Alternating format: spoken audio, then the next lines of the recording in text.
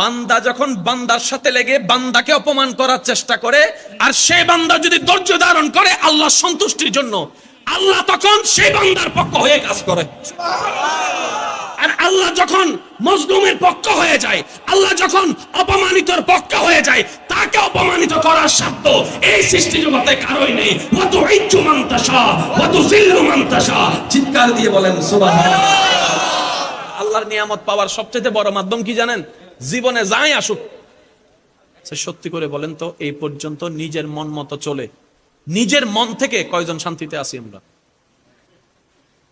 অন্যের শান্তির কথা বাতিল দিলাম, নিজের শান্তি তো নিজের কাছে নাই। কথা বলেন না রে ভাই, কথা বলেন ঠিক কিনা?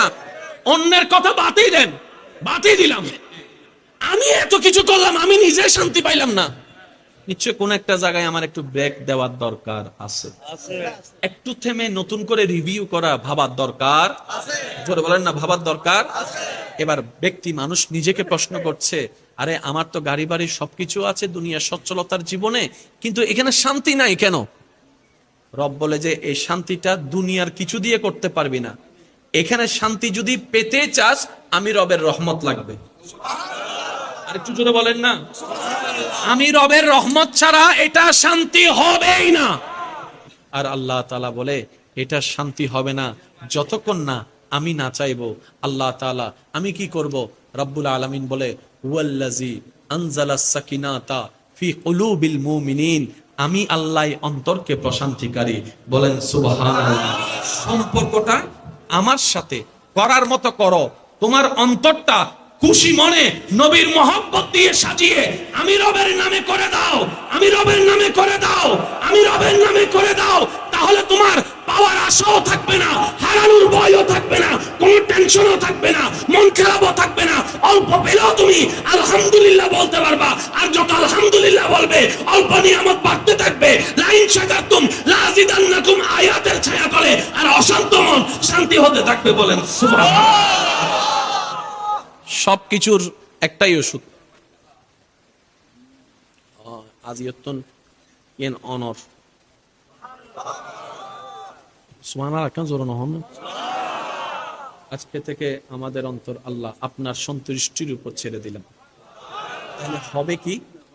আল্লাহ যদি এক দেয় তখন আপনি বলবেন আলহামদুলিল্লাহ, তখন আর আপনার মাথায় ওই দিনের চিন্তার মতো আসবে না, কিরে বন্ধু তো 10 কামালো, আমি কেন 1 কামাইলাম, এই চিন্তা আসবে না। তখন চিন্তা আসবে আল্লাহ চাইলে তো একটাও না দিতে পারতেন আমাকে, দয়া করে তো 1 দিয়েছেন। এবার আপনার লাভটা কোথায় জানেন? আমরা যে জায়গায় বেশিরভাগ মানুষ ভুল করি সেটা হচ্ছে আমরা বড়র দিকে চোখ দিয়ে ছোটটাকে আমরা সাইডে রাখি। আল্লাহ তাআলা বলে যে তোমার বন্ধুকে 10 দিয়েছি, তোমাকে 1 দিয়েছি, আমি তো তোমাকে পরীক্ষা করছি। যে চালাক সে বলে যে 1 পাইছি আলহামদুলিল্লাহ, 10 যে পেয়েছে তার নজর 20-এর দিকে, সে বলে যে 20 পাইছি, আমি তো 10 পাইছি। এবার আল্লাহ তাআলা বলে যে ফেরেশতা যে 1 পেয়ে আমার শুকরিয়া করেছে তার রিজিকের মধ্যে আরো বাড়াই দাও, আর যে 10 পেয়ে শুকরিয়া করে নাই তারটা কমাই দাও। সেজন্য মনে রাখবেন, অন্যরা পেতে দেখলে মনে হিংসা আসার আগে আপনি শুধু একটা কথা বলবেন আলহামদুলিল্লাহ, আলহামদুলিল্লাহ, আলহামদুলিল্লাহ, আল্লাহ তাআলা আরো বাড়ায় দেখ, আল্লাহ তাআলা আরো বাড়ায় দেখ। আপনি যা অন্যের জন্য দোয়া করবেন সেটা 10 গুণ বেশি হয়ে আপনার জীবনে আপনার তকদিরে ফেরত আসবে। বলুন সুবহানাল্লাহ। বান্দা যখন বান্দার সাথে লেগে বান্দাকে অপমান করার চেষ্টা করে, আর সেই বান্দা যদি ধৈর্য ধারণ করে আল্লাহর সন্তুষ্টির জন্য, আল্লাহ তখন সেই বান্দার পক্ষ হয়ে কাজ করে। আর আল্লাহ যখন মজলুমের পক্ষ হয়ে যায়, আল্লাহ যখন অপমানিতর পক্ষ হয়ে যায়, তাকে অপমানিত করার সাধ্য এই সৃষ্টি জগতে কারোই নেই। ওয়া তুইজ্জু মান তাশা ওয়া তুযিল্লু মান তাশা। চিৎকার দিয়ে বলেন সুবহানাল্লাহ। আল্লাহর নিয়ামত পাওয়ার সবচেয়ে বড় মাধ্যম কি জানেন? জীবনে যাই আসুক,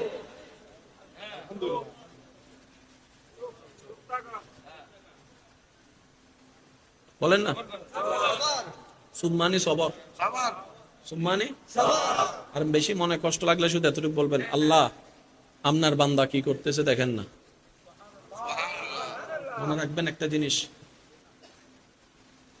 আমি আপনি ভাই ভাই, আপনার সাথে আমার দ্বিমত হতে পারে কারণ আমরা মানুষ, কিন্তু আমার সাথে আপনার আরেকটা সম্পর্ক আছে, সেটা হচ্ছে আপনি আমার আল্লাহর বান্দা,